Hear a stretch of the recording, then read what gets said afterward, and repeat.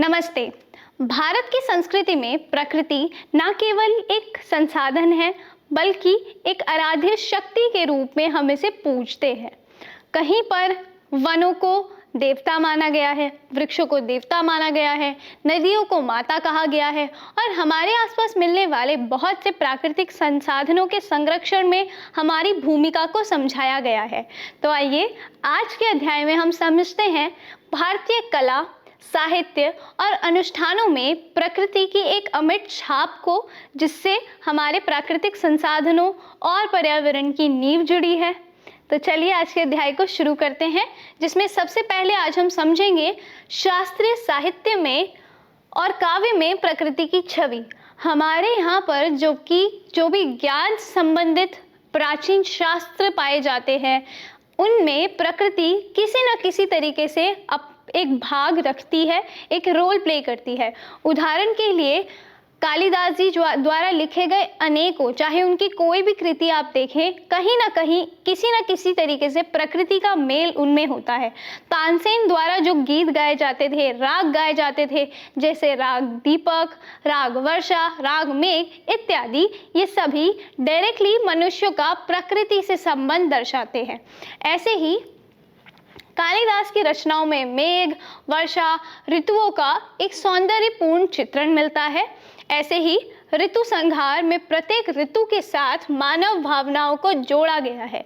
ऋतु संहार, जैसे कि नाम से ही आप समझ रहे हैं, ऋतुओं से संबंधित है।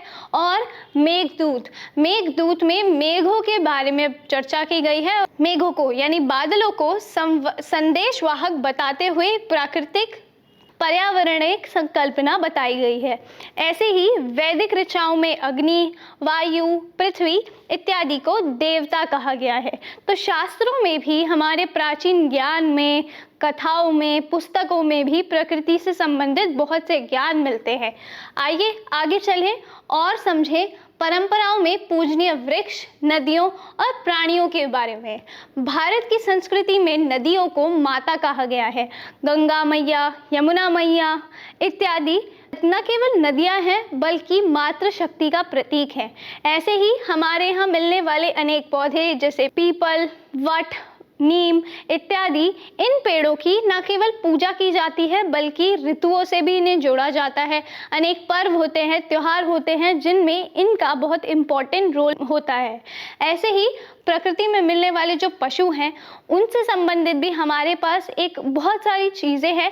जैसे गौ सेवा को हमारा धर्म माना गया है। भारतीय संस्कृति में नाग पंचमी जैसे त्योहार मनाए जाते हैं, जिसमें नाग यानी सांपों को संरक्षित करने का संकल्प लिया जाता है और हमारे पर्यावरण के प्रति हमारी दायित्व को ये सब चीज़ें दर्शाती हैं। अब आइए देखते हैं टिकाऊ कलाएं, रंगोली, इको क्राफ्ट और प्राकृतिक रंग। आप सभी को ये ज्ञान है कि त्योहारों जैसे दिवाली पर हम अपने घरों में रंगोली बनाते हैं। पहले के समय पे ऐसे अल्पना की जाती थी और रंगोलियों को अनेक रंगों से, प्राकृतिक रंगों से बनाया जाता था। ज़्यादातर पहले लोगों के घर जो होते थे वो मिट्टी के बने होते थे और उन पर गोबर के लिपाई की जाती थी और उनको सुंदर दिखाने के लिए कुछ इस प्रकार की कलाकृति की जाती थी, जिनमें प्राकृतिक रंग जैसे चावल का आटा, हल्दी जिससे पीला रंग मिलता है, नीले रंग के लिए अपराजिता के फूल, लाल रंग के लिए सिंदूर इत्यादि चीज़ों का प्रयोग किया जाता था। रंगोली जैसी चीज़ें तो आज भी हमारे मानव समाज में अति विख्यात है। ऐसे ही आज के समय पे इको क्राफ्ट यानी प्रकृति के में मिलने वाली चीज़ों से क्राफ्ट यानी खिलौने इत्यादि चीज़ों का निर्माण किया जाता है, जो कि प्लास्टिक का एक ऑल्टरनेटिव है और हमें प्रकृति से पूरी तरीके से जोड़ती हैं। आज भी बंगाल के विष्णुपुर में पटचित्र एक ऐसी कला है जिसमें पूर्णतः प्राकृतिक रंगों का प्रयोग किया जाता है और अंतर्राष्ट्रीय बाजार में, मार्केट में इसकी बहुत ज़्यादा वैल्यू है, बहुत ज़्यादा डिमांड है। आगे बढ़ते हैं, अब समझते हैं भारत की ऋतुओं और फसलों से जुड़े त्योहारों को। भारत में जो भी त्योहार मनाए जाते हैं वो ऋतुओं के अनुसार मनाए जाते हैं, पंचांग के अनुसार मनाए जाते हैं और हर एक त्योहार को मनाने का एक कारण होता है, एक रीज़न होता है और एक महत्व होता है। बहुत से ऐसे त्योहार, पर्व भारत में हैं जो कि ऋतुओं के परिवर्तन को दर्शाते हैं या फिर किसी न किसी तरीके से प्रकृति से संबंधित होते हैं।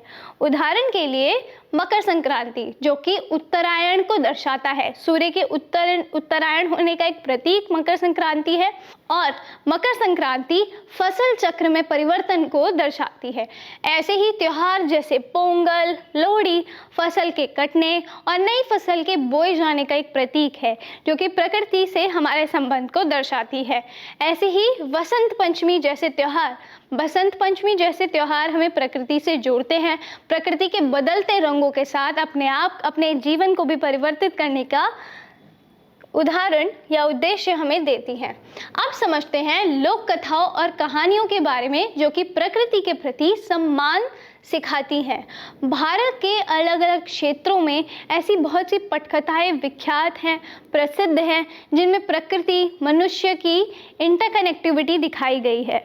आपने ज़रूर अपने बचपन में जातक कथाएं या पंचतंत्र की कहानियां सुनी होगी, जिनमें अनेक जानवर जैसे शेर, बंदर, पेड़ पौधे या फिर दो अलग अलग वृक्ष आपस में संवाद करते दिखाई देते हैं।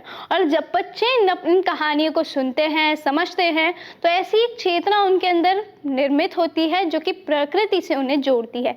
ऐसे ही भारत में मिलने वाली अलग अलग कथाएं जैसे कठपुतली का खेल, जो कि राजस्थान में बहुत विख्यात है, वो प्रकृति से संबंधित कहानियाँ सुनाती हैं और एंटरटेनमेंट का एक जरिया है। साथ ही प्रकृति से संबंधित पर्यावरण शिक्षा को भी फैलाने में कारगर है, सहायक है।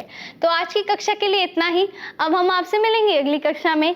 तब तक के लिए नमस्ते, धन्यवाद।